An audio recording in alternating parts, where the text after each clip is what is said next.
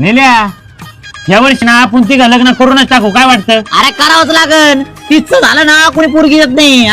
लग्न करावंच लागन यावर्षी. आपण आहे ना अरेंज मॅरेज करू.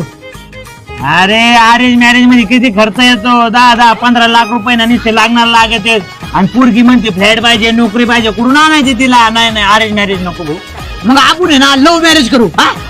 ए बाबा लव्ह मॅरेज नको रे. त्या पुरीला आहे ना आपल्या आधी सगळे लपडे लुपडे माहीत जातात. पाहुण्या रावड्याची ना घालून पाडून बोलती, उन्ह धुणं काढी, ती इज्जतच ठेवीत नाही आणि आपल्याला काय बोलता येत नाही.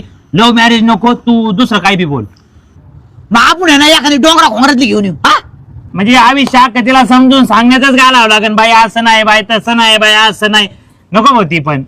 मग ऋषा आपण एखादी ना दुसवट्याची बाई करू. तिचं आहे ना पहिलं लग्न झालेलं असन आणि तिला अनुभव पण असन. संसार कसा करायचा, काय करायचं, कसं सांभाळायचे लेकरं, सगळं माहिती असेल तिला. काय करायचंय तिच्या अनुभवाचं आपल्याला सांग बरं. अरे तिचं वय काय, आपलं वय काय, तू सांग बरं. ती आजी वाटते ना आपल्या सोबत. नको भाऊ. गप्पा तुम्ही दोघं. तुमच्या दोघांची लग्न ना या आयुष्यभरात तर होणारच नाही. तुम्ही ना आयुष्यभर संडेच राहणार आहे. नेल्या बघितलं नाही सोन्या किती निगेटिव्ह आहे. हा ना राव भाऊ, एवढा काऊन निगेटिव्ह राहिला. आज शोध राहतो का भाऊ, याच्यामुळे आपले लग्न व्हायलाच माहिती का? हा ना राहतो का जाऊ, दिसू नको मला.